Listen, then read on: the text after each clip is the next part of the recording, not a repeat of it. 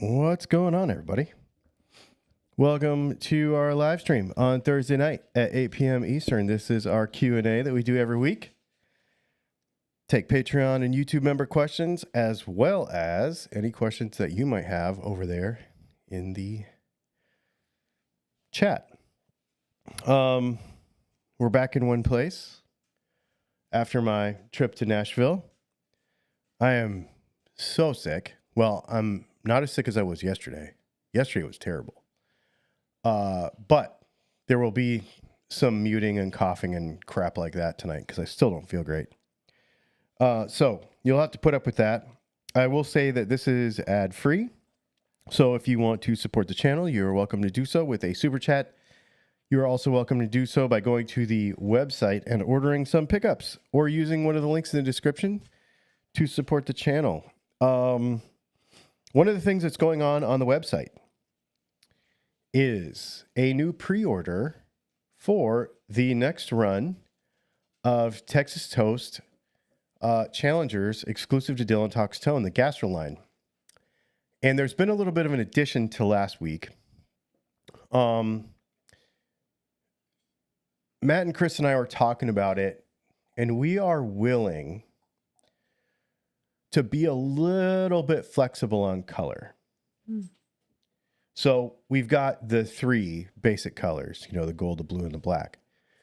But when I was in Nashville, somebody was interested in putting a pre-order down, and they wanted the Ron Burgundy, which is really, really a cool color, but they wanted it with metallic. So here's what I'm going to say. They still have to be vintage hot rod colors. You're not going to get a friggin' wooden guitar. Okay. If you want to burst, this is not for you. They're going to be painted. But if you want some other hot rod color, we can do it. Matt and I were talking about it, and Chris and I were talking about it, and there could be a little bit of flexibility there. You're not going to get a figured top. That's not me. That's not what I do. Go order a guitar directly from them if you want that. But for example, that Ron Burgundy with pinstripes, with those beige pinstripes, that's going to look amazing. Super chat. Super chat from Van Shank Guitars. Thank you for the super chat. Ivan, he said ad free for everyone. Thank you. Don't start talking. Super chat from Vinny's World. Thank you, Vinny, for the super chat. Thanks for doing the stream and ad free. Hope you get well soon. Thank you. It's a little cup of tea or soup. I don't know. It's hard to see. I'm gonna have a cup of something here in a minute. At this super chat from Tazzy Tim. Thank you for the super chat, Tim. He said, "Great to see you back together." Yeah, man. So speaking of Tazzy Tim, we got a couple of really cool things in the mail this week that I'll be sampling throughout the live stream. Before we get to the comments, I want to talk about this. I think Tazzy Tim's the one that sent me this. Mm-hmm. Single malt whiskey from Tasmania. This is aged in sherry and port casks. It's called Lark.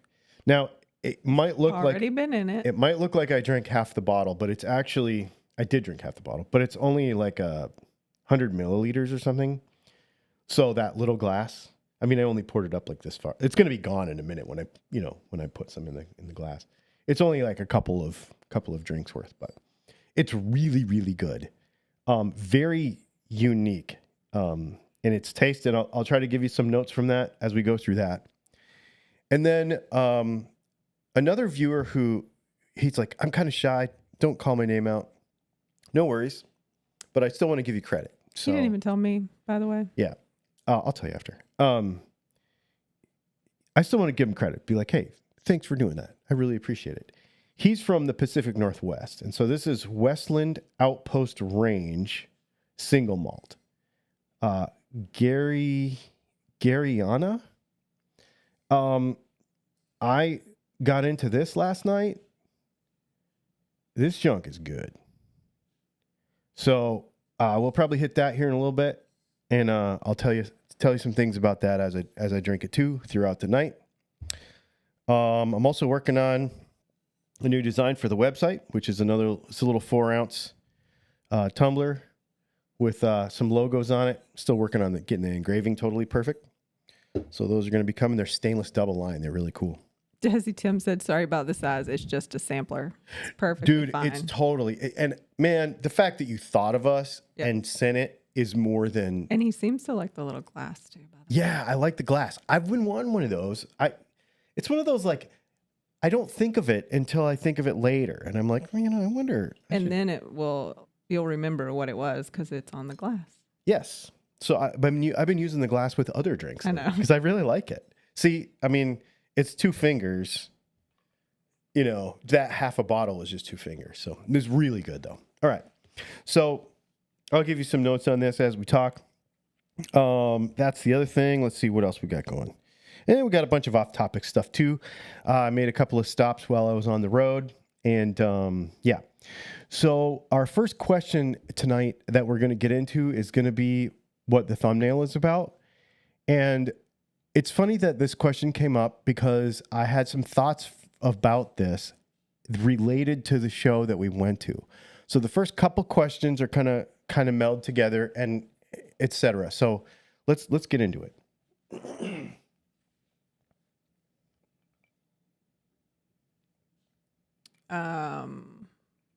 This isn't a question. But this is okay. Sarge, 1 week update. As predicted, I am in fact a chimp behind the controls of a space shuttle with the Helix. Okay, so the thumbnail is, have you adapted to 2025? And it's interesting that this came up because I'd been thinking about this after last weekend because I was in Nashville at a vintage guitar show with really cool old stuff around me. It was really neat. I didn't look at any of it. I did not pick up one vintage guitar. I just did not care about it. You also did not have time. I had a little time, like early in the morning, but it was just not my thing, man. And it smelled like basement and old people, and it was just not my thing.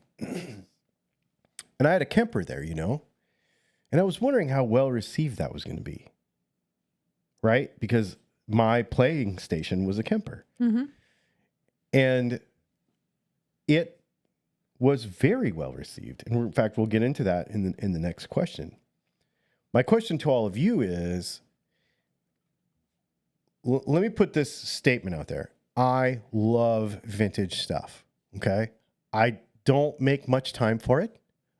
I would love to own a lot of it, but I'm not willing to spend the money for it, or I'm just not interested enough to actually spend my own money on it. But I love playing vintage instruments and vintage amps whenever I can. I think it's really cool.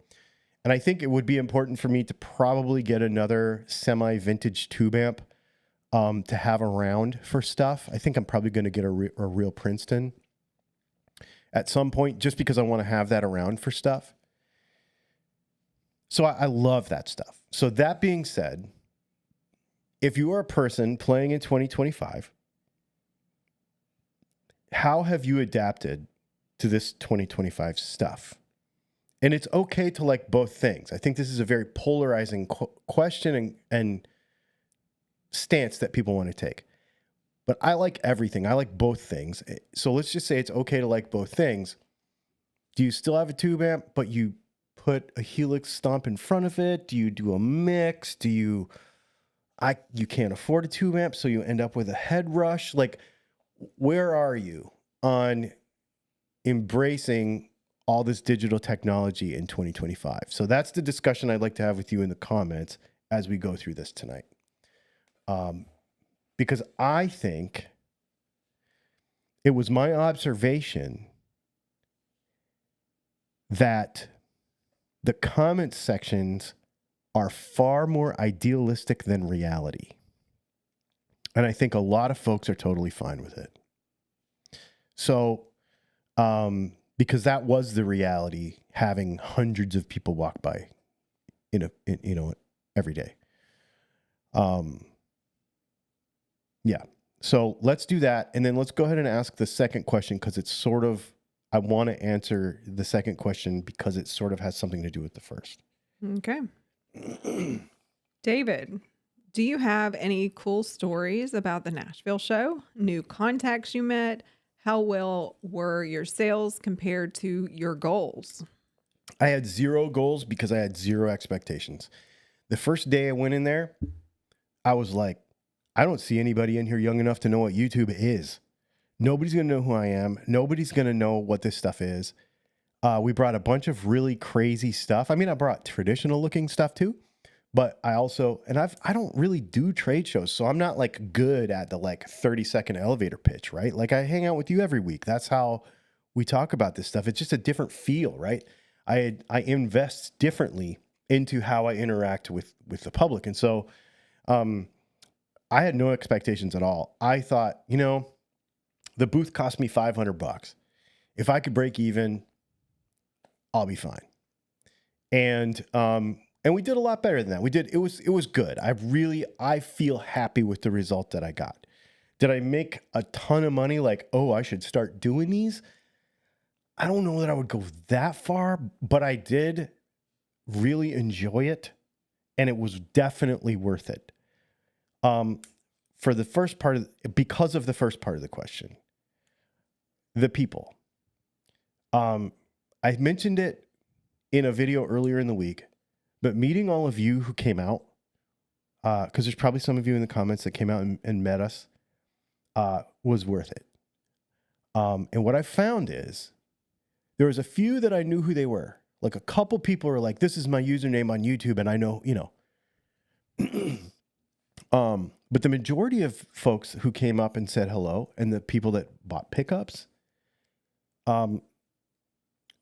had never commented on anything, had never interacted in a chat, so they watch all the time maybe, but they don't say anything. Mm-hmm. So it was meeting a whole new group of you, that are not in the comments every week. And that was really, really, really cool. Including some people that watch us, that I had no idea. And there was a lot of people who were like, where's Leslie? Tell Leslie we said hi. Tell Leslie we said hi. Where's Leslie? The whole time. Just the whole time. Where's Leslie? Where's Leslie? Oh, congratulations on your grandkids, or your grandbaby, which means you're paying attention to more than just the first 10 seconds of one of these, which made me feel really good about that. So I'll give you a couple of highlights of people that I met. Larry Mitchell. He stopped and talked at the booth. I am not I don't recognize people, right? And he was asking me about making him some stuff custom, but he has a DiMarzio endorsement that he's had for 40 years. And I was like, oh yeah, that's your thing. I was like, what was your name? And he's like, Larry Mitchell. And I was like, oh yeah, duh. Tracy Chapman, he played for Tracy Chapman is one. He's played for many, many people. He's very, very good. So anyway, we're going to do some neat custom stuff probably in the future. So that was pretty cool. The one that crosses over with the first question and the thing about digital progress was I was talking to this gal, just a sweet lady, just a nice lady. She's just like, your stuff is really neat and it's really unique. And I'm like, thanks. And she's like, I'm trying to get my husband to come over here and look at this stuff, but he's talking to everybody because he knows everybody in Nashville. And I was like, okay, yeah, I get that. That happens. He's like, he plays for Lone Star. And I was like, oh, okay. And I didn't put it together because I knew this and I just didn't put it together. And we got to talking. And he's like, my name's Mike. Okay. Nice to meet you, Mike. What's your last name? And he says, Britt. And I mean, like, you mean like M. Britt, like Michael Britt, like all the profiles on my camper, Michael Britt? And he's like, yeah, that's me. And he said the reason that started is because him and his buddies in Lone Star and a couple other bands in Nashville, he got the first Kemper of all his buddies, and they brought all of their fancy amps over and started profiling them, and they put them in there, and that's what everybody uses now. And they all use his profiles, and there was like 3 or 4 other Nashville guitar players while he's standing there talking to me, like coming up and talking, and they're like, oh yeah, totally cool, yeah. And they were all kind of commiserating and chatting, and He's like, well, I want to play your P90s. So he came around and played the P90s, and he's like, who else has these? And I told him, and some other people around Nashville have them. And so it was a really neat thing because as idealistic, and I guess the reason it's so cool about the first question is as idealistic as the comment section gets about things, you realize that the folks that just play music, they use what works. And there is a learning curve, right? So Sarge, there is a learning curve. There is. But I recommend that you push your way through it because it will pay off. And what you'll find is you'll get to a point where then it becomes so easy. Like I have stuff now, if I want to come in here and shoot a video, I flip it on and I hit one button and I don't fiddle around because I've got it figured out. You'll get there and then it'll become easier than a regular amp. Because you'll want this sound and you'll hit this button and you'll want this sound and you'll hit this button and you won't twiddle all day. So there, you'll get there. But talking to those guys and the practicality of what they do and how they do it and what they're looking for in tone it's so awesome because they're so easy to talk to.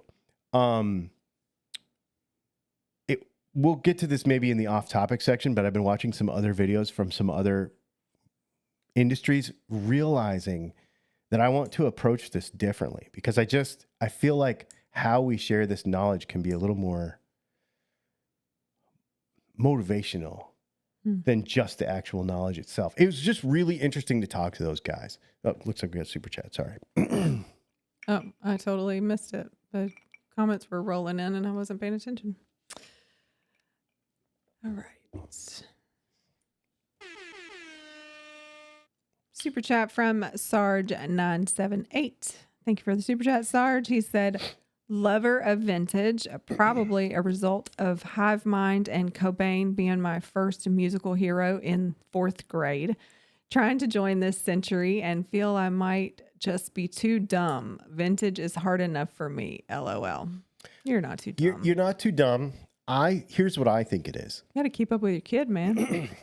Just give him the manual or the iPad. He'll figure it out in like 10 minutes and he'll just teach you. He'll have to be your roadie forever though, because then he'll have to just do it for you all the time. None of us are too dumb. It's all about just time investment. We were talking about that a couple of times this weekend with a couple of different guitar players about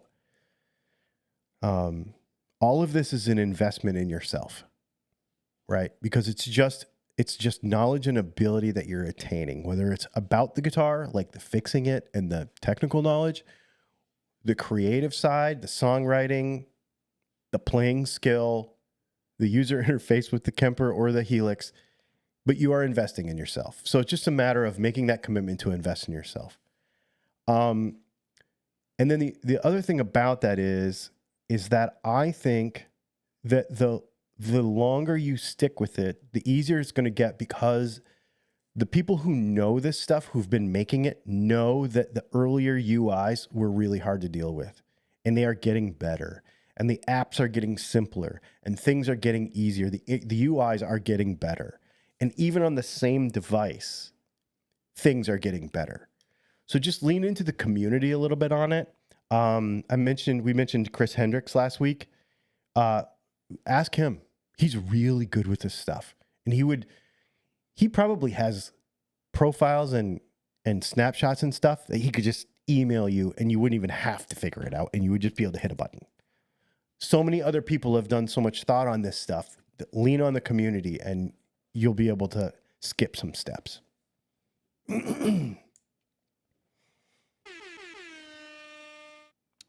Super chat from Tazzy Tim. Thank you, Tim. He said, losing reception. See you both next week. Thank you, Tazzy Tim. When he's traveling around Australia, he's constantly doing stuff. Super chat from John Own 16, which is a lie. He taught us that last week or the week before. John owns more than 16. 16. Yeah. Can't play any Roddy Thanks for the super chat, John. He said, I am still learning about guitars. I made the decision to not learn about amps. I have a Helix. Download the tone for the song I want to learn. No need to learn pedals or amps.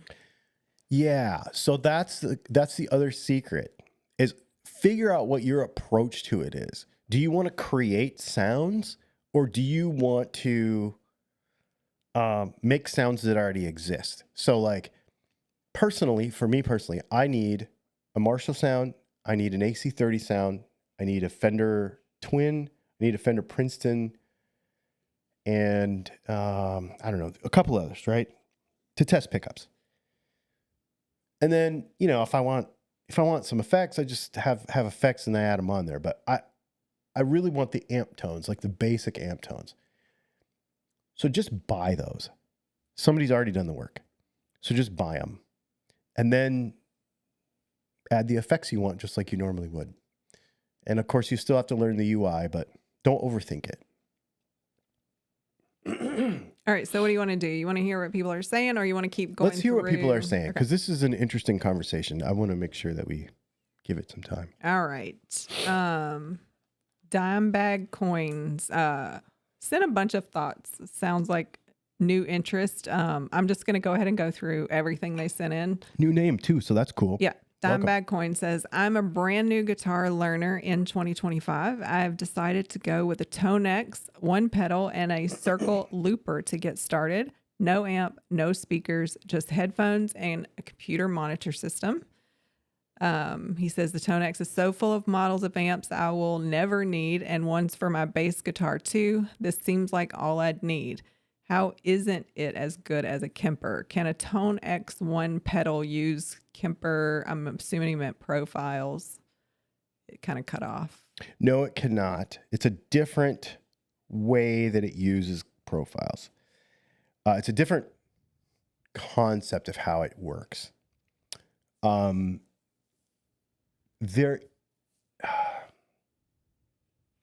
I would say, if you're a new guitar player, I think you made the right choice.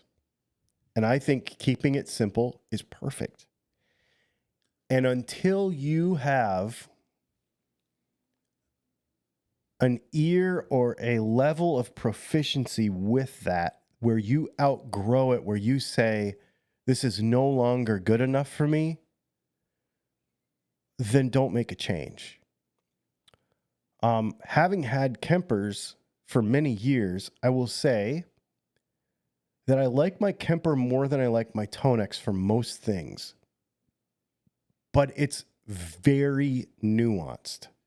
And you have to remember, I'm a pickup builder, so I listen to those nuances for a living. So I need it for a different purpose than you. So I would say it's not that it's better.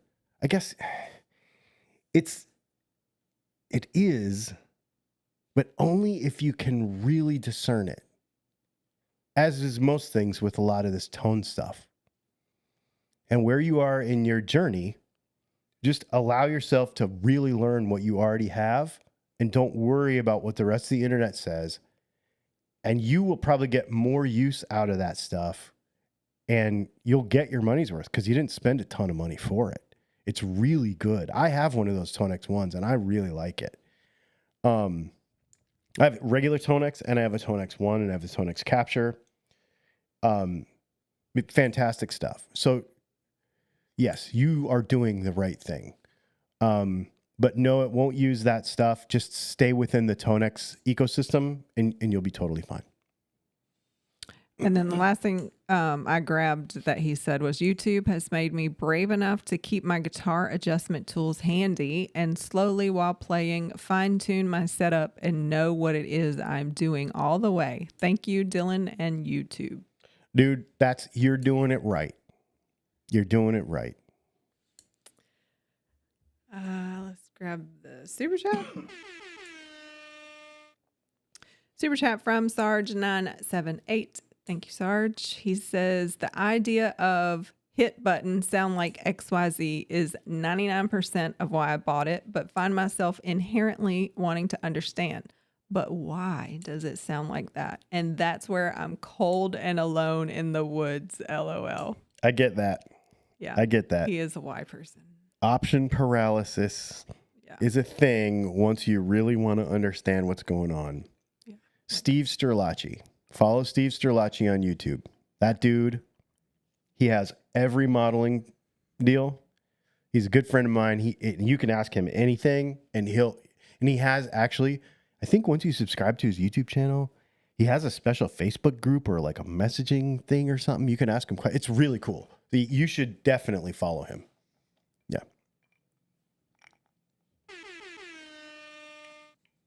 Super chat from Doc Siltonen. Thank you for the super chat, Doc. He said, for building, I go for the basics.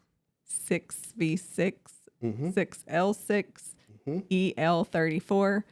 Usually the analog versions. I have a katana as well, but haven't really explored the connectivity of the Boss Tone Studio yet. I can see that. Don's a pretty traditional amp guy. That would make sense.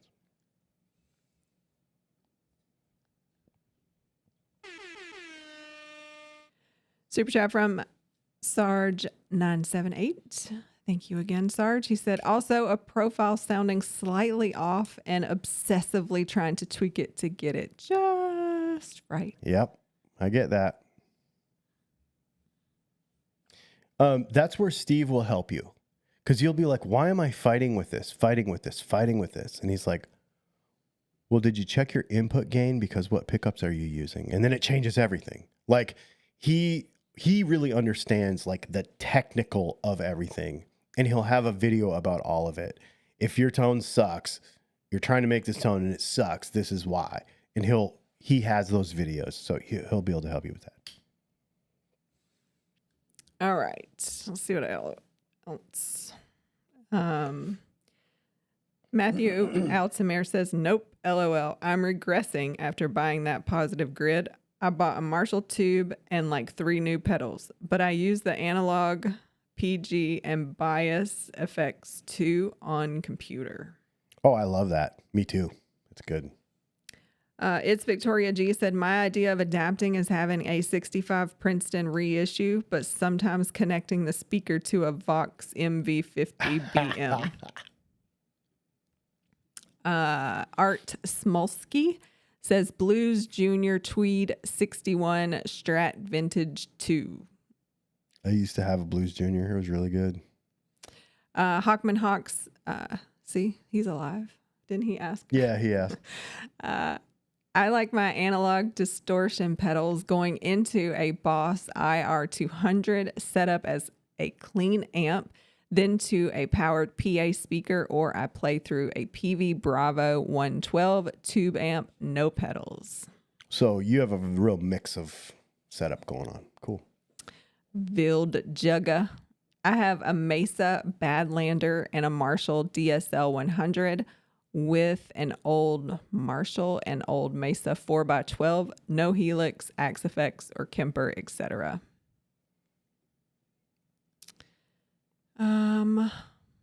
Sunbase. My main amp is my 45-year-old Sun Beta bass I bought in high school, and my main bass, this is my 40-year-old Steinberger I bought in college. I have to adapt to 1990. 3J Music. I've tried a few modelers and didn't really bond with them, but the Friedman IRX, which is similar to a modeler, is something I use nearly every day. Part analog, part digital, all cool. Yep. Tazzy Tim says, I still go to my tube amp first, but technology will never stop and just get better over time. Yep.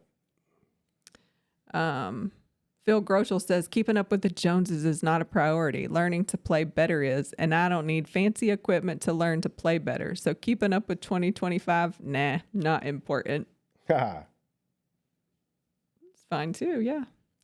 Weldy McWelderson. I honestly only play my Spark Mini 99.875% of the time. Something I know I can get a decent sound, and I play whenever I want. I get it. I do the same. Van Jan Guitar says he's been playing his new Positive Grid Neo headset the last few weeks. Is that thing good? Yeah, I was wondering about that. I was thinking about buying one of those. 2-minute devotion says, been digital since the early Line 6 days. I ended up using bias effects on my iPad for live work with a MIDI controller pedal. Now I do the same thing with my Tonex, saving for a second Tonex to run drives. Oh, interesting. Sunbase says, I'm waiting for the AI modeler that fixes my playing mistakes when I play guitar. They'll probably make one. They probably will. Like,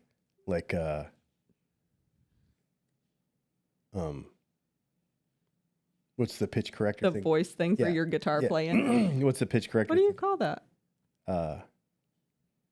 Auto-tune. Auto-tune, yeah. Auto-tune for guitar. Warheart Arts. I'm years behind already on tech, torn between a cheap modeler or a flagship floor unit. So my thing there would be keep it. So if you're torn between, I would go Tonex. Tonex works really good on a regular analog pedal board. And because it's just the amps. Okay, so Tonex, so everybody understands, Tonex doesn't have a bunch of effects in it. It's just amp profiles. Snapshots, whatever they call them. And then you put whatever pedals you want with it. It's really cool. And you choose your output style and all. There's a bunch of parameters you can choose, but it's basically just a bunch of amps in a box. Very cool. And then you can use all the pedals you want. And so it's sort of kind of the best of both worlds. And then if you have a real amp, you just click it off and bypass. You could leave it all there, click it off and bypass it and play through your regular amp with all your regular pedals. So it's kind of a best of both worlds. The Kemper, you can sort of do that too. So I have a Kemper Player, which is the smallest one. And it's, $7.99 or something. And that kind of gives you a little bit of that option too. Same thing with the Helix Stomp is another one where you can kind of choose. You can choose amp profiles and effects. You can choose just amp profiles. You can choose just effects. Very flexible to be like, you know what? I have a bunch of pedals that I like, but I'm going to be playing direct. And so I need a Marshall amp that I can plug in direct to the house that gives me a decent amp tone and put all my pedals that I'm used to because I know where my feet go when I'm tap dancing and that kind of thing. That's a good crossover, I guess. Vinny's World says Tonex has effects now. They updated it a couple months ago. Oh, I need to do that. Yeah. 2-minute devotion says Tonex has a bunch of effects now. I guess I should go and do that. They busted you out. Thank you for sharing. Yeah. Chat. Did you share notes?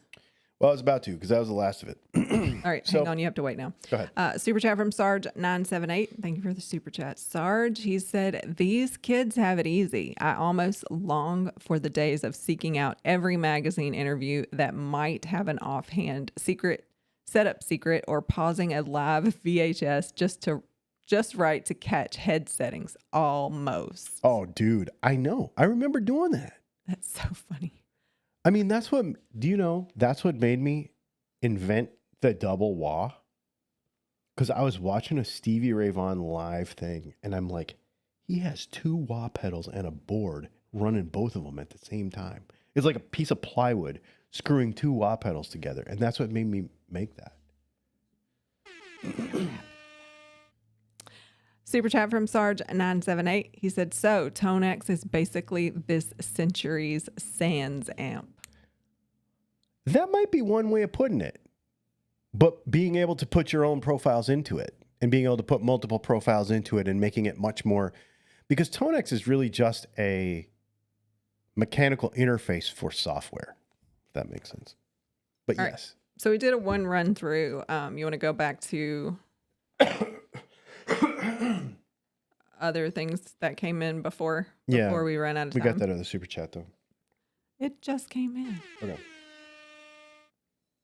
Don't be creeping on my work. Super chat from Van Jank Guitars. Thank you, Ivan. He said, like I mentioned before, the top volume is low for me, but honestly, the only thing I'm really still getting used to is the weight. OITs? What is that? Weight? I don't know, like Spark 40. Hmm. I don't know what OIT apostrophe S or if that's just I don't something know. came through wrong. I don't know. The weight something? I don't know. Let's talk real quick about this Lark single malt whiskey from Tasmania. So it's first fill sherry and port cask aged. So it's this is the bottle in case anybody wants to see it. In case it's something they might want to Google later, you can pause that and get that information. Oh, in fact, there's a scanny thing on the back if you can make that out. The focus, it just focused. Anyway. Moved. Anyway, it's really good. It's not, it's pretty sweet for me, but it's just complex enough that it doesn't taste sweet like bourbon, if that makes sense. It's not peaty at all. I would say that it is very middle of the road, more Speyside than Highlands, if you could compare it to a Scotch, an actual Scotch. Because anything that's not made in Scotland is a single malt whiskey, so that's why that is that. But it's very good. This was really, really fun, and I really appreciate. Oh, look at there! Do not pregnant woman drink. So, yeah. So we're gonna go ahead and pour this other stuff. This Cariana by Westland. That is definitely a G, honey. Oh, Garyana, I apologize. By Westland Outpost Range. And this is completely different. All right, let's keep going. You didn't answer my question. What was your question? Do you want to go No, through? let's go through the rest of the Patreon questions. Okay. Because there's a bunch, I think, actually. Yeah, and it's 8:40. Yeah, we need to keep going. Matt, good evening, Dylan and Leslie. A lot of people suggest using lighter fluid to clean guitar finishes, especially for nitro. Any reason that's nitro safe, but seems so much other stuff burns nitro? I have never heard that. And that sounds like a moron who doesn't want to spend money on real stuff. Buy. That's stupid. It's butane. Does anybody do that? That doesn't make sense. Buy I could see that it would be a solvent degreaser that would evaporate very quickly, but I wouldn't do it because it might soften it. On our website, there is a lizard spit product that is made out of crushed up shells and carnauba something. I don't know. It's all natural stuff, but it's amazing for nitrocellulose finishes. It works awesome. The only thing is that if you have like a checked finish, you don't want to use it because it'll get stuck in the gaps. For that, I would just use regular carnauba that we also carry. And then we have a satin finish carnauba as well. But that's what I would use. I would not. People that do that stuff, it's like, dude, just buy the friggin' real thing. I mean, come on, man. It's a $3,000 guitar. If you have nitrocellulose finish, it's not a cheap guitar. Why are you using lighter fluid? I don't get it. Soapbox over. Shane. Good morning from Bali, Indonesia. Right Business trip. Guitar for me basically fall into two categories: guitars for metal and guitars for everything else. I know you are a tone knob fan, but do metal guitars really need them? I'm asking this because I'm thinking of converting a righty V to a lefty, and the control knobs get in the way. Thinking of scrapping them and just use my amp to control tone and volume. I mean, it just depends how much you interact with your knobs. If you leave it on 10 all the time, then take them out. That's what I would do. I mean, I get what you're saying. And you have enough guitars that if that here's the other thing. Does that guitar need to create a bunch of different sounds? Or does that guitar, whatever sound it ends up making in the end, because you're going to put my pickups in it anyways, does that sound in the end make a cool sound? Because I know you enough to know that you have a bunch of other guitars. So it's not like you have to have all the sounds come out of that guitar, right? So can it have one default sound that it makes with no tone knob? It could. So, I lost it. Van Chank Guitar says, otherwise, it's like the Spark 40. Oh, okay. That's what he was. Cool. Right on, trying to right say. on.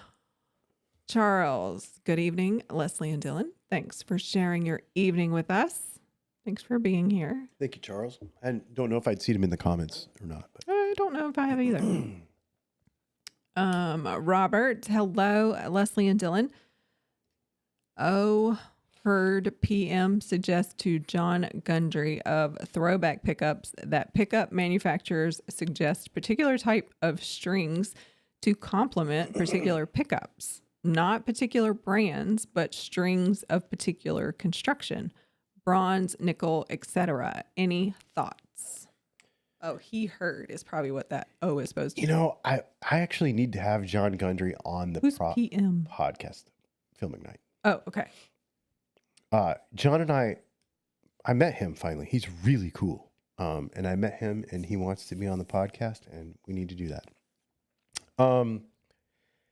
So I get why he says that, because in the old days when you have to understand Throwback Pickups position. They are creating a very specific version of a vintage pickup that costs a lot of money for the person who is trying to recreate a very particular sound. And so I can see why John would say, you should use nickel, round wound, blah, blah, blah, blah, blah, because that's what was available on those guitars back then. So that to get like to the, you know what I mean? Like the most minute factor of stuff. These days, I don't know that it matters much. I think that modern string technology is better, and I think it's a better translation of kinetic energy into electrical energy with the materials that we have now. But if you are trying to duplicate a particular sound, then I think string material may be a thing. In fact, I will ask him about that when I talk to him about it. I think that's it's interesting. But he's creating a very particular thing that people want from him. And it's the reason, I mean, he was telling me, he uses the same chroming place, the same stamping place, the same, like, that Gibson used, because he's in Kalamazoo, in Kalamazoo, Michigan. So I didn't know who that person was, but Yeah. I remember this. Throwback, now. Yeah. Throwback Pickups. I met him when I was in California a couple months ago, and he is using all the same, like, Yeah. Gibson's using advanced plating now, right, out of Tennessee. Yeah. But he's using the original plates that they used before that many years ago in Michigan. So he's like trying to do something very specific. So if he's trying to give you a recipe to get to a certain spot, he's probably right. So a bunch of people, corrected. Apparently lighter fluid is naphtha. Oh, you're right. And so Dimebag Coin says naphtha can be used to wipe down fretboards for cleaning that you don't want to remain wet very long. Naphtha as a solvent evaporates super fast, used in a well-ventilated area. I don't like using naphtha either. Here's why. Whatever natural oils are in the wood are immediately gone. So when you have something that is like rosewood, people will use it on rosewood to clean it. They'll like razor blade it, and then they will use naphtha, and it will immediately like de-oil the natural oils out. It's like your hands, you know what I mean? It would be like put naphtha on your hands and see what happens. It turns white. It like gets like white and ashy looking immediately. Like worse than rubbing alcohol. You know, if you put rubbing alcohol on your hands, it gets that like white ashy look. Same thing with naphtha, only way worse. It's doing that to your fretboard. Don't do that. Use lizard spit fretboard oil.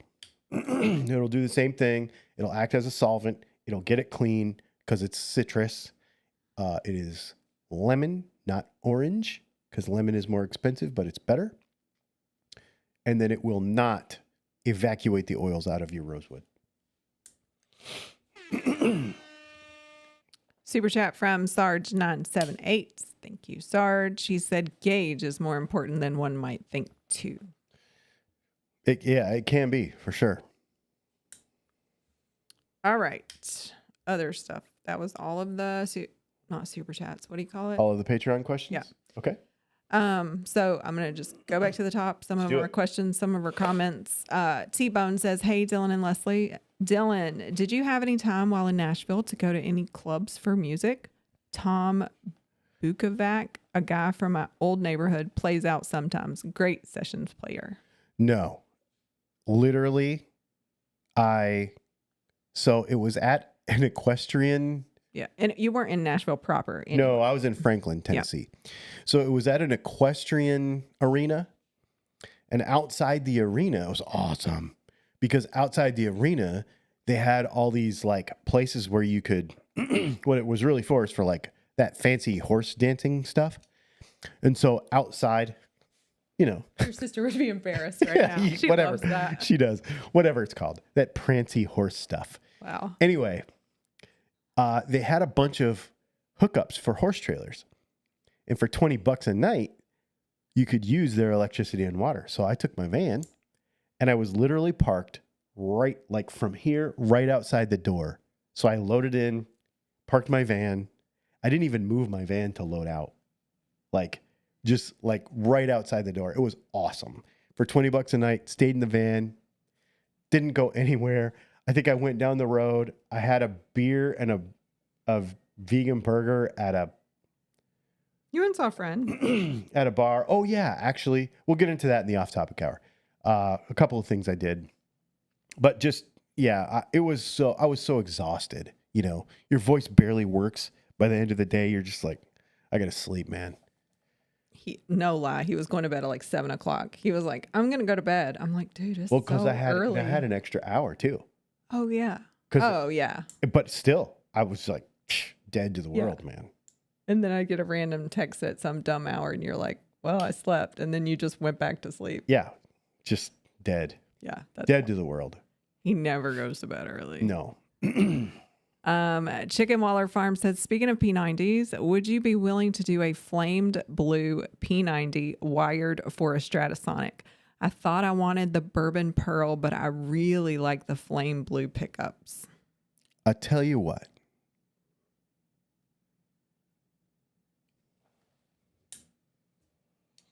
I'm going to just give you a little sneak peek. How about that?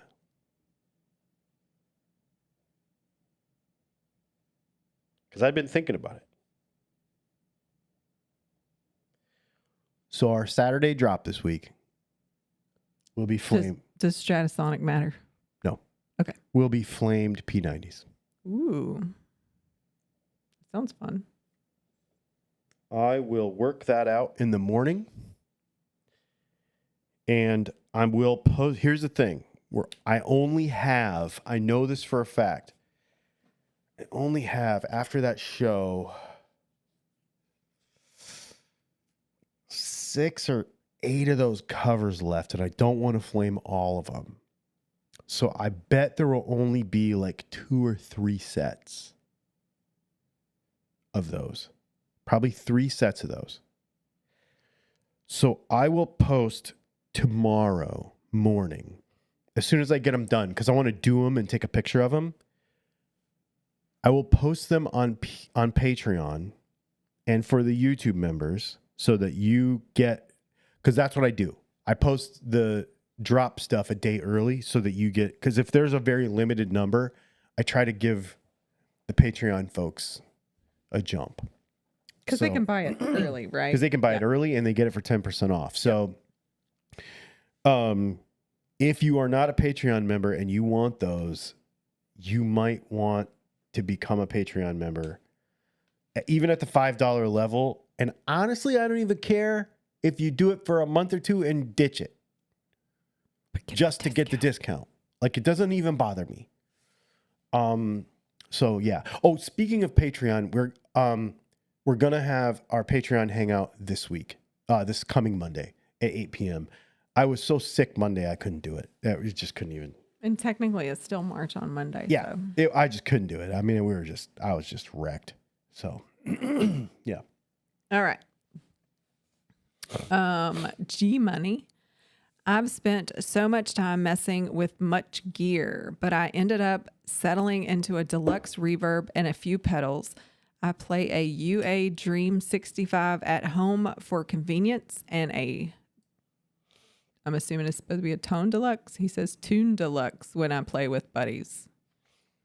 So the UA stuff's really good, isn't it? And I bet you have a good mix and you're doing it for different purposes. That's another thing I think people need to understand. Each of these types of rigs will serve a different purpose. And you're doing exactly, yeah, that's great. I think that's awesome. Allowing it to fulfill whatever purpose that is, not just, oh, I like digital stuff, so I can't like tube stuff anymore. Because I think that's what happens. Yeah, it's cool. Chicken Waller Farm says, well, I guess you made a new Patreon member. Sweet. Yeah, man. We got a super chat from G Money, whose question we just answered. So, and there's nothing with it. If you have another question, let me know. Otherwise, thank you for the super chat. Oh, maybe that was the question that went with that. Maybe it was not if together. If he asks another one right away, we'll give him a freebie. How about that? For sure.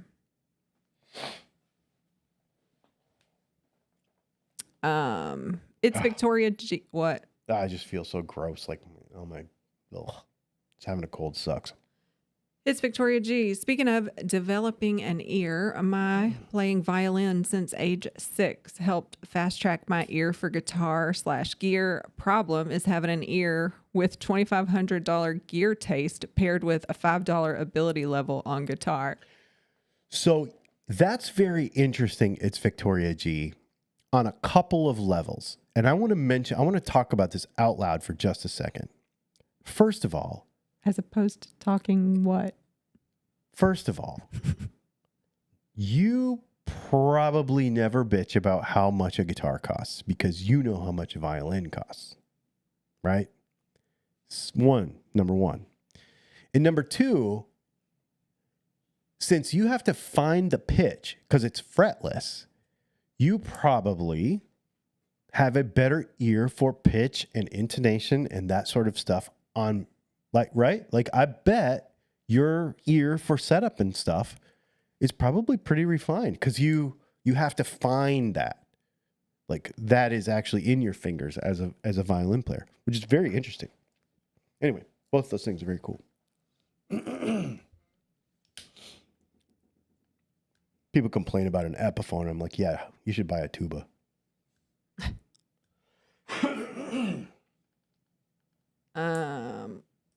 Can't buy a mouthpiece for a sax for what it costs to buy an Epiphone. Steve says, between my Boss Katana Pod Go and pedals, I find myself using the Fender Mustang Micro plus the most. It's easy, sounds great, and has Bluetooth. And you can, you know what? Isn't that awesome? You can sit on the couch, watch a football game or whatever. I put headphones on and I'll have like one ear off. You know what I mean? Like one ear on, one ear off, playing guitar, watching a race, watching football, whatever. That's the bomb. I love that. Same thing. I have one too. I love it. It's great. T-Bone says Fender Vibro Champ XD and a Boss Katana 50. Doc Stilton said, how difficult is it to configure the Kemper to run a wet-dry setup? Not difficult. Stu Crombie, Dylan, if you lay wax on the back of a pickup, could you use a small blowtorch to melt it into the pickup? Yes. Don't use a blowtorch. Use a blow dryer. It will be hot enough. Paraffin wax will melt at about 140 degrees. And so a blow dryer on hot will do that without doing damage to your pickup. It's at a lower temperature than that, doesn't it? You can put your hand in it. No, but to liquefy to run. Oh, okay. Like paraffin to like push your finger in it versus paraffin to to pour it. Yeah, is different. Dimeback Coin says, "Have you ever made pickups for a Music Man bass?" It's funny that you mentioned that because I had 3 people in Nashville ask me about Music Man bass stuff. I have a prototype on the bench in there. His wife's been asking for years. You have been asking me, why don't we make these for probably 8 years. I have a prototype in there. I have a bass to put it in, and I've just not gotten around to doing it. And so it's happening right now. Like we're in the process of it right now. Very good. Yep. It's Victoria G said, exactly. Not once have I complained about the price of guitar or strings. Yeah. Oh, I don't even know how much violin strings. How much do violin strings cost? If you can put a bunch of question marks so we can catch that, I would love to know. I don't even know. I don't even know how much violin strings. This is it. It's Victoria G too. Vibrato came naturally to me. People talk about having trouble bending strings to the correct pitch, but that was never a problem. My bending technique and finger strength was the issue, not intonation. I would love to listen to you play guitar. Your skill level, your ability, not even important.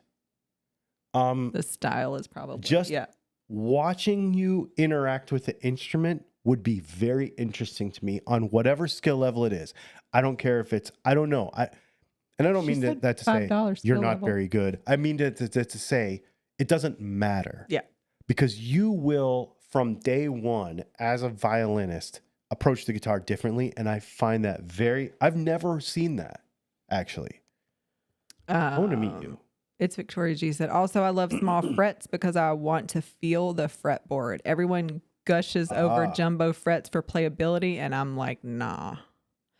Holy balls, $54. So Dimebag Coins was the one who asked about the bass, and he was like, ooh, prototype. $100. I see anything from $20 to $165 for violin strings. So I don't know what that means, but whew, that's a lot. Super chat from Sarge978. Thank you for the super chat, Sarge. He said, the biggest vein of snobbiness I've noticed since stepping into the modeler world, never going to have an amp in the room no matter what you do. I don't know how you pronounce that. Harumph. Yeah. Is that, I feel like that's a reaction sound, but I don't know what that is. That noise is what Zeba does. Yeah. That's how you spell it. When he looks at you and he goes, yeah. Yeah. That's the why the spoiled rotten dog does it. Yeah. Why the grandson whose life is so rough at 3 weeks old. Yeah. But you know what? There are so many applications where a real amp is not with you in the room anymore. The times that I need a real amp in the room with me is so rare now that I don't even think about it. I don't even think about it. The end. It's off topic hour. So here's how this works for those of you that are new, because I know we have some new names in the comments. And for those of you, like those that came to the guitar show that... let's squeeze this in. Eva Parazzi violin strings cost about $100 a set. That was my teacher's preferred brand. Wow. Holy. So, and I'm going to let this through after, because it's not guitar related, actually. It's violin related.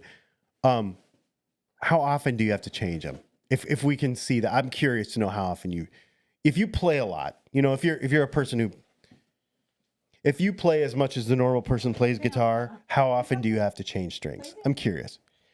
Because I know you use rosin on the bow and like that gums it up. Like, I don't even know.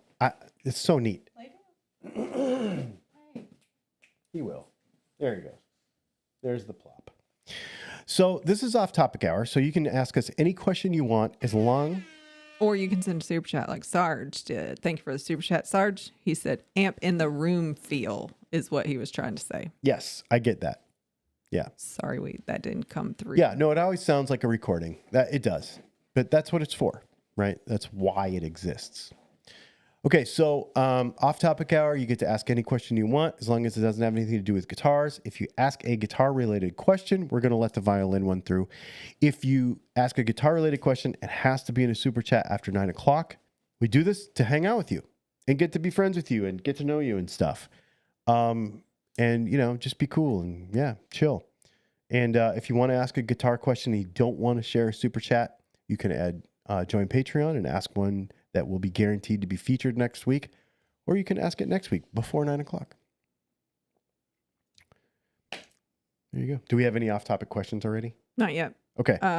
Van Shank just sent something in though. He said, Dylan, you're a bad influence on me. I'm on my 4th Kershaw knife purchase and my first fountain pen. Nice. Nice. Oh man. Okay, so I thought he was buying Harley Benton's. I saw his joke on. oh my God, that was hilarious. Did you see my comment? Yes. Yes. Yeah, buy 199 a 5-gallon can of gas and a couple of 12 packs and let's all hang out. Yep. Okay. So a couple things that happened this weekend, sort of off topic, that are really, really neat is first of all, I went to eknives.com. So eknives.com is a Physical store, not to be confused. Well, I was about to say it's an online marketplace that you should check out. It's very cool. You said you went there. It doesn't mean online. No, it's very cool. It's a very cool website. They have a lot of really premium stuff, but they also have, you know, like they just dropped a bunch of QSP stuff, which is very affordable, you know, $30, $40, $50. But I Googled it and it said it had a physical location and it was going to be open for another hour. And I was like, oh, I should cruise over there. So I cruised over there and I drove by the first time and it didn't look like a retail location because it's like in a warehouse length of stuff. And I pulled back in and I was like, do you have a retail location? He's like, yeah, absolutely. Go in. Well, it turns out that was the owner talking to his mom. And so he goes in. I go in and I start looking around. I'm like, man, this place is cool. It's like super small showroom with a window going out to this huge warehouse, like super cool. And they have everything that I care about, like all the brands, stuff that I've never been able to touch with my hands. I want a Shirogorov so bad. It's a knife that's made in Russia, but it's very, very expensive. So I've always wanted to feel one. Remember when we went to Blade Show last year? I was like, I want to touch a Shirogorov, and I never found one. So anyway, they had them there. They had a bunch of different brands. I was looking at a Medford because there's a particular Medford that I'm actually in the market for right now. It's a very expensive knife that I'm gonna get. It's just I don't know if I need the right one. So I'm looking at the Medford shelf, and above it is this knife sitting there on the Chris Reeve shelf. And I'm like, who are you showing it to? No, I mean, it was like literally, I was looking down here and this knife I thought is you were like, showing it to the camera. I was like, dude, the camera. this knife is like up here. And I'm like, I looked up and I'm like, the lady's name who owns the store, her name is Coco. And I was like, is that a Chris Reeve Umnumzon? And she's like, yes, it is. She's like, we get one every 6 months. If you go on to chrisreeve.com right now, and you order one directly from them, it takes 6 years to get one. They're very rare. And I was like, well, I guess I have to buy it. So I went and looked at a bunch of other knives. I bought her a knife too. The unboxing of this knife came out today. And the unboxing of her new knife comes out tomorrow. I got her a new Microtech out the front switchblade. Double edge. Yeah. It's your first double edge. Yeah. And so I got to sit around and talk to them for like a half hour because it was like close to closing time. And the owners are they're a married couple. They have matching Ram TRXs, which is freaking cool. And just got to chat with him for a few minutes, and we talked to him. It's a different name, but I don't know what it says, but I'm going to read this really quick. Hey, Leslie, Dylan, and everyone. Sultan quickly says hi before taking off from LAX airport back to Europe. He's been all over the place. He was just in London, and then he went home, and now he was in LA. Well, he was in Colorado too, because he picked up some stuff. I had didn't to know send. that. I had to send some stuff out there. Yeah. Hi, Sultan. So anyway, I bought a Chris Reeve Unums on, which is something that I've had my eye on for many, many years. This is like a pretty well a Grail knife. I think this would literally be my desert island knife. What does that mean? Like if I could only have one. You're going to go on a desert island? This might be it. Good luck. Yeah, no. Anyway, and I talked to them, and we're gonna probably get set up because that's the one thing I don't have an affiliate situation for is high quality pocket knives. And so we chatted about it. She said that they would probably set it up. So we've been emailing back and forth and trying to get that stuff sorted out. So that was really, really cool. And then on Friday night, I have a friend who used to work at a company called Advanced Plating. And Advanced Plating is the place that does, well, if you buy a Tesla and it hasn't been car bombed or whatever, and you have chrome door handles, they chrome the door handles. If you buy a Gibson from the Gibson Custom Shop, they make all the chrome. So they chrome the bridges and they chrome the pickup covers and all that stuff, nickel and all that. And I get a lot of stuff from them too. Anyway, my buddy worked there for many years, and then he left about 10 years ago because he does custom interiors for hot rods. And when I say custom interiors for hot rods, he was showing me one that he was doing for somebody from the Presley family in Memphis. It was a 69 Bronco. And it was a $48,000 interior that took him 4 months to do, and he has a 4-year waiting list. He just did 3 tour buses for Post Malone. This stuff is unbelievable. He showed me a $250,000 sewing machine that does like in our Audi S5, we have the sweet perforated seats. It does not only the stitching, but that's what makes the perforation and stuff. It has all these little punches. It's so cool. And it could do it in screens. What I mean by screens is it's a printing term. So you could print a picture with holes through leather. Mm. Did you see that thing of Marilyn Monroe that I sent? Mm-hmm. I didn't know what it was. That's holes in leather. No, I didn't realize what it was. So cool. I literally thought, why are you sending me that? Because you did no context. Yeah. So that's holes in leather, but it's Marilyn Monroe's face. I have to look at that again. I mean, unbelievable. Anyway, and he does Lear jets and he does all this crazy stuff. So he shows me this. He's doing this 69 Cougar for this lady, and it's going to be a $60,000 interior for this Cougar. So he gives me the horn button, and he shows me a graphic on his phone, and he's like, "I want you to engrave this graphic from my phone on this horn button." And so I have the horn button in the van, and he sent me the graphic today, and we're going to do that. And he said, if that works out, he's like, I got a whole bunch of other stuff. Because he's buying another company that does convertible tops. There's only a couple people that do 39 Ford hot rod convertible tops anymore. And so he's buying that company, and so he is going to need somebody to make all the badges and stuff. So he's like, yeah, if you can do that, he's like, there's going to be a whole bunch of other little stuff that I'm going to want you to engrave. So. That'd be neat to start doing some.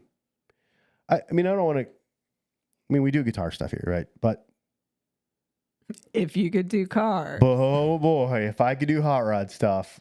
I mean, that's so cool though. And I appreciate him asking me because that's just such a neat thing.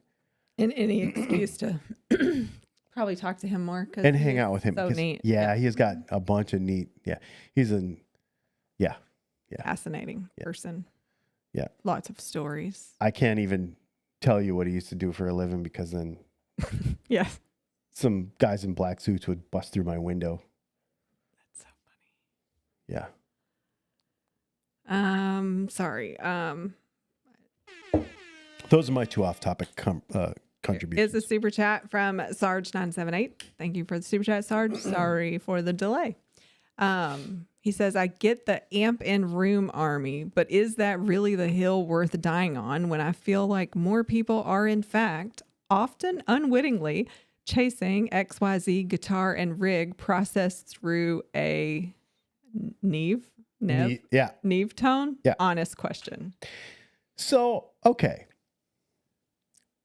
You really hit the nail on the head here. He's on a roll then, because you said that last time he made a comment. Because when you really think about it, what you're hearing in the guitar, and this is the argument I've always made about guitar tone, is when you listen to a record and you're like, I want to sound like that, you're listening to recorded guitar tone. And they could have done all kinds of crazy stuff, right? And they probably did. And they How probably did. disappointed have you been in a live situation compared to what you absolutely. Expected from This a just record? happened to us last night. Yes. One of my favorite bands of all time. I watched him on YouTube live and I'm like, this dude can't freaking sing. And I shut it off. It's like one of my favorite bands. Like, so, yes. And that happens with guitar tone too. You should Google, okay, on YouTube or wherever, you should Google isolated guitar tracks from your favorite guitar. Insert guitar song here. They sound terrible.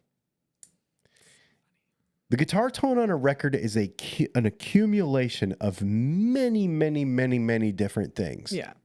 That is not Including stacked on each other. Yes.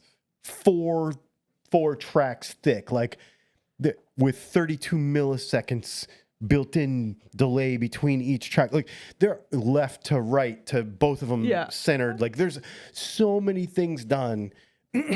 So if you Google, now there are certain ones that are but you Google many guitar tones isolated and it's just a guy playing guitar. And then the producer does all the magic afterwards. Yeah. Don't even. I mean, you already got me started, but oh man, I could have a whole podcast about that. Let's see. I met this lady at Okay. this guitar show. Mm-hmm. She was wearing a white jumpsuit. I mean, like the jumpsuit. Okay.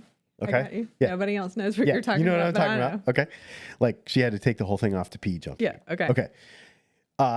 Did you ask her that? Older That'd be than you. creepy. You'd be like, She's I don't know how old she is. Super outgoing.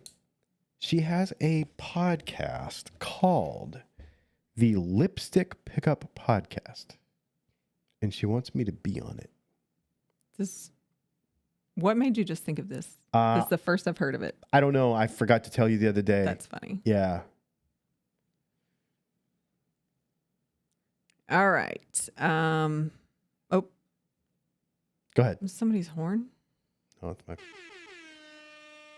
Yeah, the Lipstick Pickup Podcast. Super chat from Sarge978 says, I know, right, Leslie? I'm feeling smart for the first time ever on a Thursday night. It's because you're connecting with him and not me. Yeah. Because we just don't connect a lot of times. Sorry. Yeah, you make some kind of movie joke right now. She's going to, woo. Yeah. Yeah. I disappoint him every time he tries to be funny. And he probably really is funny. And I am a joke killer, 100%. You could tell me a joke right now that would be so funny, and I could turn around and try to. It's like playing telephone. It just dies with me. It's no lie. The kids will be like, "This is so funny," and mom will be sitting there, and she'll just be like, and the kids are like totally took the wind out of the entire thing. Yeah, I can't repeat a joke either. Oh, she can't tell. Like, how many times have I been like halfway through telling you something, and I'm like, never mind, I'm gonna mess it up. Let me read it. Yeah. No, that's not the joke. Yeah. I've heard this and that's not it. Anyway. That's funny. I'm glad you're vibing tonight, Sarge. Heck yeah. So cool. All right. I'm going to go back to the top. X Victoria G. More violin updates. Yes. Horsehair on the bow needs to be replaced too. I feel like the strings got replaced about every 6 months to a year, but being an acoustic, you could really tell when they needed to be changed. I swear I broke a string only once or twice, and I remember because the string whipped me in the forearm. Breaks happened while tuning, not playing, in my experience at least. That would make sense because it's a friction tuner, right? Like it's not a machine. So, yeah. Oh, then she said, also, I would love to meet you too. And I hope to take some video footage of my playing. I do like playing Bach minuets or gavottes. I don't know these words. God. On Yeah, guitar with effects like please. fuzz. The cognitive dissonance is fun. Oh my God. Please do that and post it in the Facebook group. That would be so freaking cool. Or just a link to your channel where you start doing these things. Yes. So, not necessarily guitar related, but music related. I really like the application of like songs out of context. Like I really think that's really cool. So yeah, please do that. That'd be awesome. Dimebag Coin says, I like watches. I like watches too. I would spend way more money on watches if the Apple Watch was not a thing. I actually have an entire watch collection that I rarely talk about. And the reason I rarely talk about it is because I end up defaulting to this stupid thing because it's so convenient. I have a whole bunch of Movados. I have a vintage Seiko. I have some Citizen Echo Drive stuff. I have some G-Shock stuff that's really cool. That's not normal. I have a bunch of stuff, and I never wear it because John this Roddy said, stupid do you thing. like original grain watches? I don't know what that is. I don't know what that is. Oh. Look that up. I don't know if he's asking you. There was some watch conversation. Apparently, Ivan's into watches. Did we know this? No, did not know that at all. I mean, he's gone now, but he did say, don't get me started on watches. Oh man. But now we got him started on fountain pens. My It's gonna be problem is fun. I would buy, I want a particular watch that I will buy at some point. But it's going to be it's going to be like $5,000. So it's going to be like a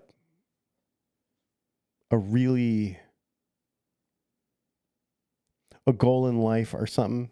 I want an Omega Speedmaster really bad because that's the James Bond watch. So I want the James Bond gun, which I also don't have. That's on my list though. That's probably going to be the next gun I buy is the PPKS. But I really want an Omega Speedmaster. That's like my kind of my dream watch. And I could probably get a really good used one for $35 to $5. But it would just have to be in the right time at the right place with, and it would be a milestone sort of thing. So I don't know, 25th wedding anniversary or I don't know. You know what I mean? Like something like that. Or I'm not buying you a watch. Maybe we'll do I don't know, when we get so many subscribers or something. I don't know. Original grain. Oh yeah. So I actually have a wood watch by another company that is not original grain, but it is somebody like that, and I can't remember who it is. But I have a wooden watch, and I really like it. It's really light. Doc Silton had said the same thing. He said, same here. The watch collection is just gathering dust because the Apple Watch is just too convenient. And I think that's what puts it off. I think there's so many other things that I enjoy that I actually use. And if I bought an Omega Speedmaster, I would still leave it in the case and Yeah. wear an Apple Watch, which is so dumb. Because this thing is dumb. Like, it's just, It is not dumb. it's so smart. practical. It's smart. It's a smartwatch. But I'm saying it's like, it is. It's not fashionable. If that's what No, you're and it going doesn't. for. It just doesn't have the thing, you Yeah, know. Like yeah. it doesn't give you the fizz like a normal whatever. But you know, I never wore watches until I got an Apple Watch. that's right. Well, actually, mainly because my body chemistry because you kills can't. batteries. Yeah, you kill batteries. And this one charges every day. So Yeah. And I fixes- literally have to charge it every day. do you really? Yeah. I can go like 3 days with this. Oh no. Really? But I also, it's probably the alert I have too, because I like it to do more. Then haptic, just the Yeah. thing you need it to be longer, Yeah. sort of. or Yeah. I don't notice it. Yeah. I get And that. sometimes I still don't notice it. I think I have become immune. You should have options like on your phone, because I do feel like it's easy to ignore the longer I have it. You know, it's interesting. That could be like a whole like psychological development of where we are in the 21st century. Like that you have to have, Something on you. yeah, because you don't notice. Yeah. Because we've become so like alert oriented that I put my stuff on Dungeons and Dragons during these things because I don't want to hear it, you know. But Well, my phone is never on. I only turn my phone volume on when you're out of town. me too. I only turn my phone volume on when I'm out of town or when you're out of town. That's the I don't only. do it when I'm out of town. Oh, really? Well, because you're usually, I'm usually too busy. you're usually too busy to use it. No, I don't know. But I think there is a thing that you get immune to alerts. Hmm. Think about it. So we have however many cameras, and they alert when there's action. And so when somebody walks up to the door or whatever, when the especially the backyard one, because that's the one that when you take the dogs out, so it's like you just ignore it because somebody's. But you look at it. So it's also weird. Like I see it. But did it click? If you ask me, did you see da da da? I'll be like, no, but I obviously checked the notification already. So Yes. I did. Like, I don't know. Yes. You're right. So it's like ignored though. Like it's not ignored totally. I still see and know, but I still am ignoring. Yes. Does that make sense? Yes, absolutely. No, it's 100%. I get it.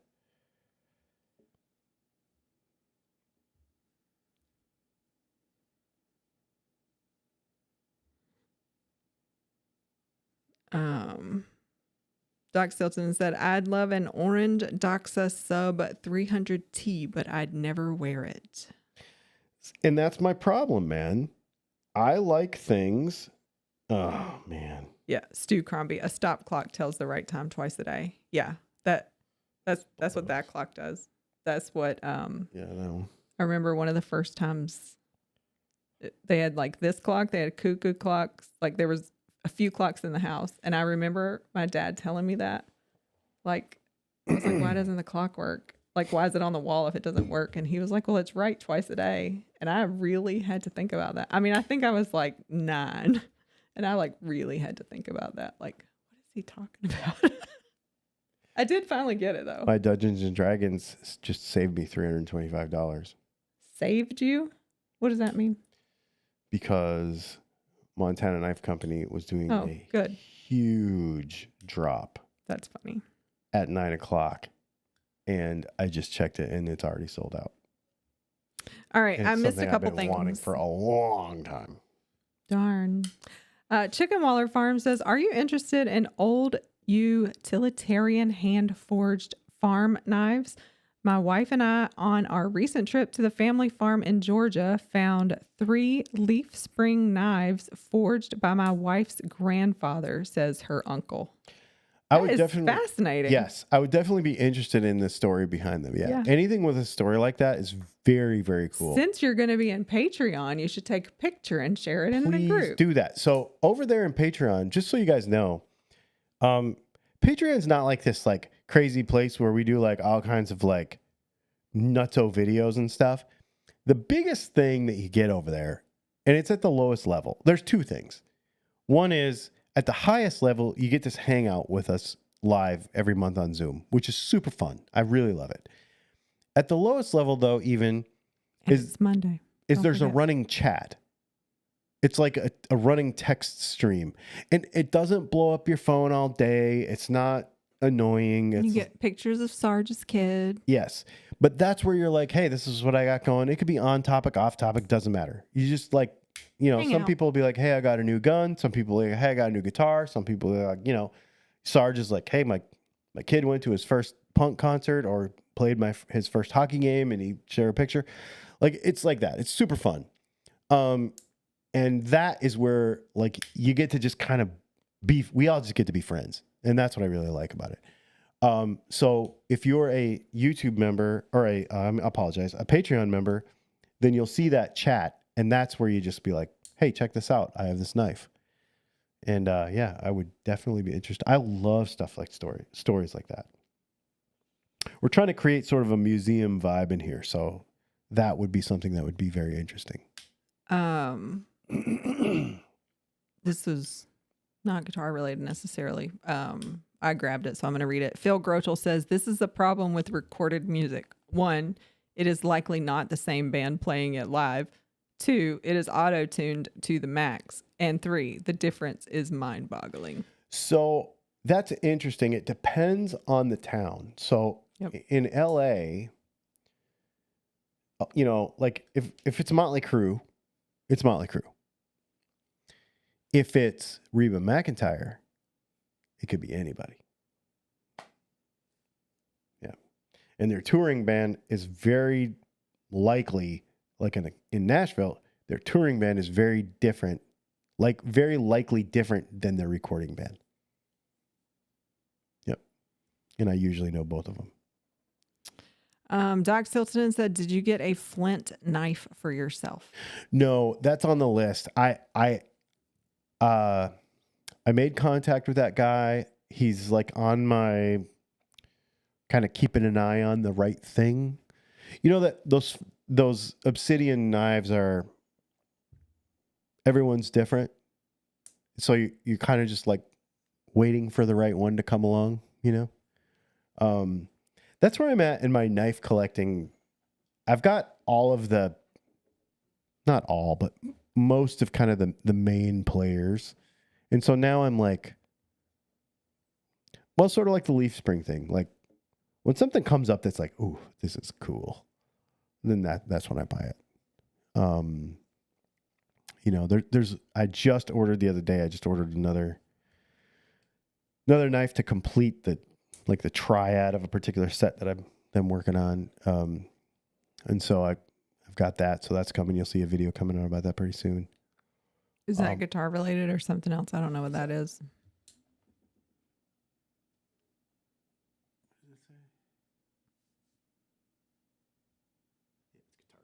I thought it might be. Okay. Guitar related questions before 9 o'clock or in a super chat after 9 o'clock. Or come back next week. Or come back next week. At 8 o'clock Eastern. It's 9:30. I'm all caught up. All You've right. talked for an hour and a half. I actually feel very good. I feel better than I thought I was going to feel by now. I thought I was going to just be wrecked halfway through it and then not be able to do it. But Cool.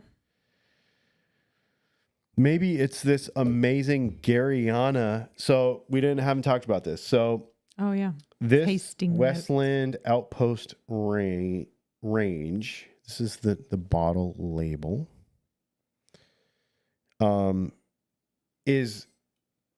Is really good. It's got it's also kind of sweet, but it's got a very you said last night, it's got a spicy front Oh, end. yeah. Mm-hmm. It's spicy. So it's It will warm you up. It'll warm you up. But it's spicy though. It's a little woody. It's a little peaty, but not like Eastleigh peaty, like not like Lafroig or something. But it's got a little sweetness to it, but there's a very spicy front end to it. Almost like it's not cinnamon. I don't know. It's really good. I really like it. Super fun. I can't believe that 2 people in a week. It does remind me of, so I really like Moscow Mules. And remember I was buying that ginger beer. Mm-hmm. And I was like, man, this ginger must be like so potent because it was so spicy. Like, and then I realized the ginger beer had cayenne in it. Mm-hmm. And I was like, no wonder it's freaking spicy. Yeah. It's delicious, but it's spicy. I have to tell you guys, there'd be a lot of channels that would be like, send me a free guitar. And I'm like, hanging out with y'all and doing this after hours stuff and this off topic stuff. This has been one of the coolest weeks of people that have sent us stuff. We had somebody send us a knife sharpening setup, like a whetstone, and a gun cleaning mat, coffee. Like those are the things that we've gotten dip pins. Somebody sent us dip pens. Somebody sent us a fountain pen. Yep. What? The little crab. Yeah, little crab pen holder. Man, I really, you guys are awesome. And I really appreciate y'all. It's so funny that the off topic stuff almost means more. It does. It doesn't almost. It does mean more to us, I think. Apparently out when you meet people too. That was weird. Yeah. Yeah, because I'm not on. We don't go out like we used to. We took a lot of pictures. But I think the only time I'm a part of anything now is this. Yeah, you're not on my Instagram post. Right. You're not on my YouTube post. You're not on my website, really. And the amount of married couples that came up and their wives knew who you were and knew who I was. And I was like... Well, and we just met somebody. We met up with... Oh, yeah. We hung out with Chris Hendricks and his wife. Yeah. Got to meet his wife. Got to meet his kids, like everything. Yep. We went to dinner with them last week. That was really cool. No, I just think this is a whole different kind of... we make pickups for a living and we do guitar nerd stuff on this channel, but I don't know. It's a whole different level and I love it. And I'm glad that you're all here for it and I'm here for it and it's awesome. And if we have nothing else... Doc Tilton said off-topic hour is the best. And I think it's an extra compliment when we actually know them and they're still not bored watching us like this. Yeah. Yeah, I feel like we've hung out with and had drinks with Doc enough times that he would be like, yeah, I already know what they're going to say. Yeah, I know them. I'm not going to watch them. Yeah. So, yeah. No, but you make friends and you do things and that's great. I had a guy, I'll tell you, it was a little bit guitar related, but a little bit not. I will share a post. I will share it. In fact, no, I will share it now. No. I will share it now. This dude drove from Indiana to come and see me at this show. Okay? He came to see me at this show to show me this guitar because he built it with my pickups in it. Come on. I can't drag things. I just don't know what I'm doing here.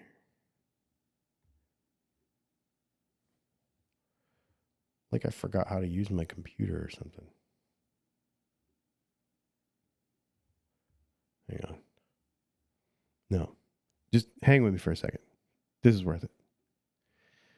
I don't know if this lady had cancer, if this dude had, I don't know what. I don't know what the story is here. Oh, how'd you do that? Did you hear the dog fart just now? It was like a whole psh, psh thing that we are going to have to deal with here in a minute. Doing? I'm trying to size it down because it's too big. All right. Just leave it. No. You want to see the pickups, No. right? No. Oh. I don't want to see the pickups. It's important. Oh. So this is a nurse. I don't know if she had cancer, if he had cancer, if he helped her, if she helped him. I don't know what the story is. I don't remember because I had so many things going at me at the same time. He said this in the channel one time. Do you remember this? Yes. What was the but deal? You didn't. No, I don't remember. But I don't remember that it's a story, and I didn't know that was the person that came to see It's a whole story. His name is Michael. And he had this guitar built in southern Georgia. And he wanted all the parts to come from Georgia. And so he bought my pickups to put in it. And then he had her, because she's a nurse, approve this like AI generated nurse sticker thing. But it's super smooth. It goes underneath the finish. Mm-hmm. And of course, it's got my P90s in it. And this is her EKG in the fretboard. I don't remember. Yeah. He drove from Indiana like 7 hours or something. And he brought that guitar with him and showed it to me. And then he bought 3 sets of pickups from me in the same day.